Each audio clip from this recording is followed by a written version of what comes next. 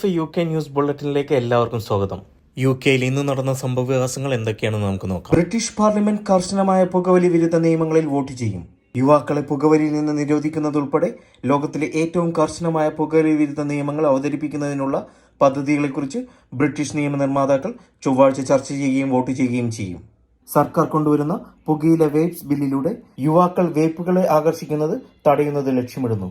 കൂടാതെ ഈ വർഷം മുതൽ 15 വയസ്സോ അതിൽ താഴെയോ പ്രായമുള്ള ആർക്കും സിഗരറ്റ് വാങ്ങുന്നതിൽ നിന്ന് വിലക്കേർപ്പെടുത്തുമെന്ന് ഉറപ്പാക്കും. അതുപോലെ കുട്ടികളെ ആകർഷിക്കുന്ന ബബിൾഗം, കോട്ടൺ മിഠായി പോലുള്ള വേപ്പ് രുചികളെയും നിയന്ത്രിക്കും. പുകവലിക്കുന്ന കുട്ടികളുടെ എണ്ണം ഭയാനകമായ തോതിൽ വർദ്ധിച്ചുകൊണ്ടിരിക്കുകയാണ്. അടിയന്തര ഇടപെടലില്ലെങ്കിൽ ദീർഘകാലാസക്തിയുള്ള കുട്ടികളുടെ ഒരു തലമുറയാണ് ഞങ്ങൾക്കുണ്ടാകാൻ പോകുന്നതെന്ന് labour health secretary west treating പറഞ്ഞു. മുൻ കൺസർവേറ്റീവ് ഗവൺമെന്റ് ആദ്യത്തെ പുകവലി രഹിത തലമുറയെ സൃഷ്ടിക്കാൻ സമാനമായ നടപടികൾ പ്രഖ്യാപിച്ചിരുന്നു. എന്നിരുന്നാലും ആ പദ്ധതികൾ നിയമമാക്കാൻ ഋഷി സുനക് ഗവൺമെന്റ് പരാജയപ്പെട്ടു. 2007 ബാറുകളും ജോലിസ്ഥലങ്ങളും ഉൾപ്പെടെ എല്ലാ അടച്ചിട്ട പൊതുയിടങ്ങളിലും ബ്രിട്ടനിൽ പുകവലി നിരോധിച്ചിട്ടുണ്ട്. പുകയില ഉപയോഗം UK-യിൽ പ്രതിദിനം 160 ക്യാൻസർ കേസുകൾക്ക് കാരണമാകുന്നുവെന്ന് ക്യാൻസർ റിസർച്ച് UK-യുടെ policy executive director Ian Walker പറഞ്ഞു. എന്നാൽ ശക്തമായ രാഷ്ട്രീയ ഇച്ഛാശക്തിയും ധീരമായ പ്രവർത്തനം ഉപയോഗിച്ച് ഈ അമ്പരിപ്പിക്കുന്ന സംഖ്യകൾ മാറ്റാൻ കഴിയുമെന്നും അദ്ദേഹം പ്രത്യാശ പ്രകടിപ്പിച്ചു. ചൊവ്വാഴ്ച ബിൽ പാസ്സായാൽ അത് പാർലമെന്റിന്റെ അടുത്ത ഘട്ടത്തിലേക്ക് കടക്കും. കൂടുതൽ കനത്ത മഴയുടെ പ്രവചനത്തോടെ പുതിയ കാലാവസ്ഥ മുന്നറിയിപ്പുകൾ മെറ്റ് ഡിപ്പാർട്ട്മെന്റ് പുറത്തിറക്കി. ബെർട്ട് കൊടുങ്കാറ്റിനെ തുടർന്ന് ഇംഗ്ലണ്ടിലും വെയിൽസിലും വെള്ളപ്പൊക്ക മുന്നറിയിപ്പ് ഇപ്പോഴും നിലവിലുണ്ട്. വാരാന്ത്യത്തിൽ ബെർട്ട് കൊടുങ്കാറ്റ് കൊണ്ടുവന്ന കനത്ത മഴയും ശക്തമായ കാറ്റും കുറഞ്ഞത് 5 മരണങ്ങൾക്ക് കാരണമായി. അതേസമയം വീടുകൾ, റോഡുകൾ, റെയിൽ ശൃംഖലകൾ എന്നിവയും വലിയ തടസ്സങ്ങൾ നേരിട്ടു.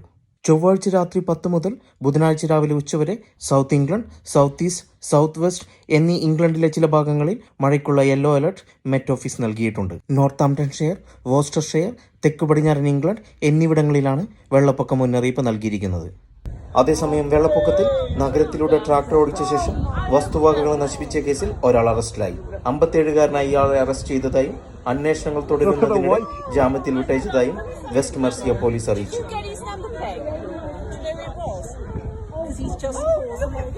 Loads of damage. All the shops at the high street.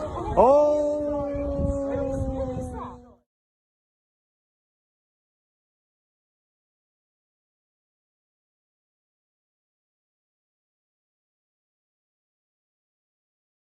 Indian വനിത ഹർഷിത ബ്രല്ലയുടെ കൊലപാതകയെന്ന് സംശയിക്കുന്ന ഭർത്താവ് പങ്കജ് ലാംബയ്ക്കായി അന്താരാഷ്ട്ര അന്വേഷണം പോലീസ് ആരംഭിച്ചു. അതേസമയം ഗാർഹിക പീഡനം റിപ്പോർട്ട് ചെയ്തതിനെ തുടർന്ന് സെപ്റ്റംബറിൽ ഹർഷിത ബ്രല്ലയുടെ ഭർത്താവിനെ പോലീസ് അറസ്റ്റ് ചെയ്തതായി പോലീസ് വാച്ച് ഡോഗ് സ്ഥിരീകരിച്ചു.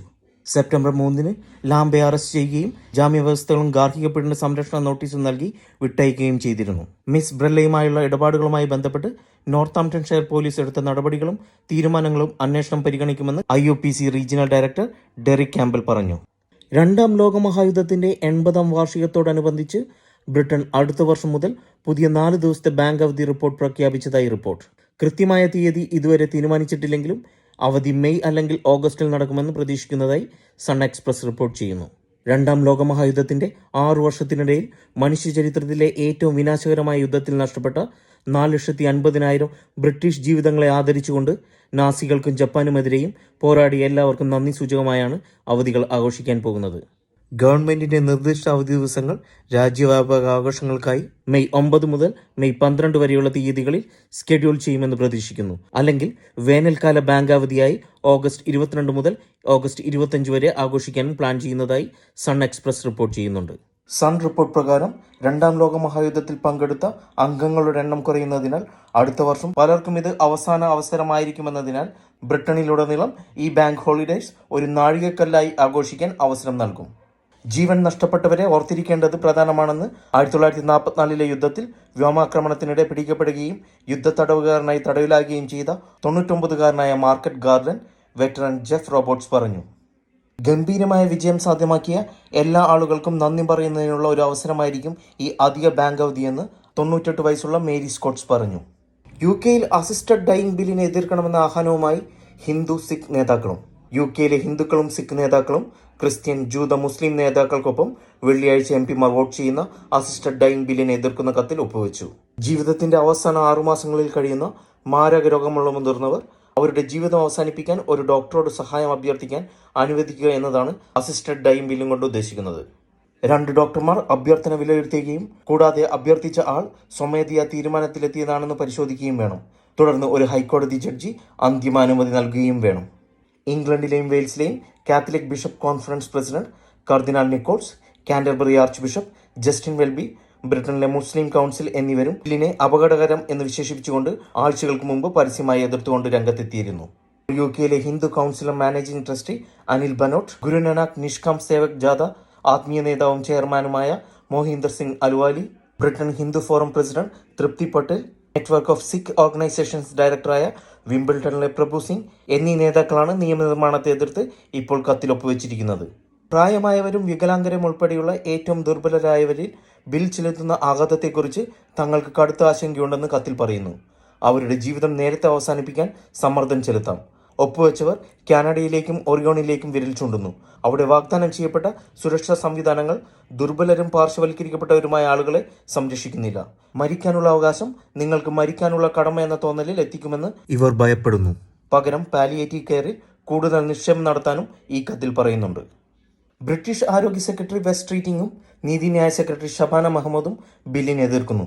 തന്റെ ഘടകകക്ഷികൾക്ക് അയച്ച കത്തിൽ രാജ്യം ഒരിക്കലും മരണത്തെ ഒരു സേവനമായി നൽകരുതെന്ന് മഹമ്മൂദ് എഴുതി. വെള്ളിയാഴ്ചയാണ് അസിസ്റ്റന്റ് ഡൈയിങ് ബിൽ പാർലമെന്റിൽ അവതരിപ്പിക്കുന്നത്. MP-മാർക്ക് സ്വതന്ത്ര വോട്ടുണ്ടായിരിക്കും. ഇസ്രായേൽ പ്രധാനമന്ത്രി ബെഞ്ചമിൻ നെതന്യാഹുവിനെതിരെ അന്താരാഷ്ട്ര ക്രിമിനൽ കോടതി അറസ്റ്റ് വാറന്റ് പുറപ്പെടുവിച്ച പശ്ചാത്തലത്തിൽ UK F-35 ജെറ്റ് എഞ്ചിൻ ഭാഗങ്ങൾ ഇസ്രായേലിന് വിൽക്കുന്നത് തടയാൻ ശ്രമിക്കുന്ന ക്യാമ്പയിനർമാർ അടിയന്തര ഹൈക്കോടതി ഇഞ്ചക്ഷൻ അപേക്ഷിക്കും. ഗ്ലോബൽ ലീഗൽ ആക്ഷൻ നെറ്റ്വർക്കിലെയും അൽ ഹക്കിലെയും ക്യാമ്പയിനർമാർ പറയുന്നത് ബ്രിട്ടീഷ് നിർമ്മാതാക്കൾ ഇപ്പോഴും ഗാസയിൽ പാലസ്തീനികളെ ബോംബ് ചെയ്യാൻ ഉപയോഗിക്കുന്ന ഭാഗങ്ങൾ വിൽക്കുന്നുണ്ടെന്നത് മനസാക്ഷിക്ക് നിരക്കാത്തതെന്നാണ്. പ്രതിഭാഗം സമർപ്പിക്കാൻ സർക്കാരിന് വെള്ളിയാഴ്ച വരെ സമയമുണ്ട്. നവംബർ 18 നടന്ന ഒരു ഹിയറിംഗിൽ ഇസ്രായേലിലേക്കുള്ള ചില കയറ്റുമതികൾ അനുവദിക്കുന്നത് തുടരാനുള്ള UK തീരുമാനം UK-US ബന്ധത്തിനുണ്ടായേക്കാവുന്ന ക്ഷതം സംഭവിക്കാതിരിക്കാനാണെന്ന് UK സർക്കാർ സമ്മതിച്ചിരുന്നു. ഗാസ യുദ്ധവുമായി ബന്ധപ്പെട്ട യുദ്ധക്കുറ്റങ്ങൾ ആരോപിച്ച് കഴിഞ്ഞയാഴ്ച അന്താരാഷ്ട്ര ക്രിമിനൽ കോടതി ഇസ്രായേൽ പ്രധാനമന്ത്രി ബെഞ്ചമിൻ നെതന്യാഹു, രാജ്യത്തിന്റെ മുൻ പ്രതിരോധ മന്ത്രി യോവ് ഗാലന്റ്, ഹമാസ് സൈനിക നേതാവ് മുഹമ്മദ് ഡീഫ് എന്നിവർക്കെതിരെ അറസ്റ്റ് വാറന്റ് പുറപ്പെടുവിച്ചിരുന്നു. നെതന്യാഹുവിന്റെ ഓഫീസ് കോടതിയുടെ തീരുമാനത്തെ ആന്റിസെമിറ്റിക് എന്ന് അപലപിച്ചു. കിതച്ചുകൊണ്ടിരിക്കുന്ന UK തൊഴിലാളി സമൂഹത്തെ ജോലിയിലേക്ക് തിരികെ കൊണ്ടുവരാനുള്ള പദ്ധതികൾ പ്രധാനമന്ത്രി കെയർ സ്റ്റാമർ ചൊവ്വാഴ്ച പ്രഖ്യാപിച്ചു. രോഗബാധിതരായ തൊഴിലാളികളെ വർക്ക് ഫോഴ്സിലേക്ക് കൊണ്ടുവരുന്നതിന് വേണ്ടി മെന്റൽ ഹെൽത്ത് കെയർ സപ്പോർട്ടും പ്രധാനമന്ത്രി വാഗ്ദാനം ചെയ്യുന്നുണ്ട്. സാമ്പത്തിക വളർച്ച ത്വരിതപ്പെടുത്തുന്നതിനുള്ള പദ്ധതിയുടെ ഭാഗമായി ബ്രിട്ടനിലെ തൊഴിൽ നിരക്ക് 75% നിന്ന് 80% ഉയർത്താൻ സ്റ്റാർമർ ലക്ഷ്യമിടുന്നു.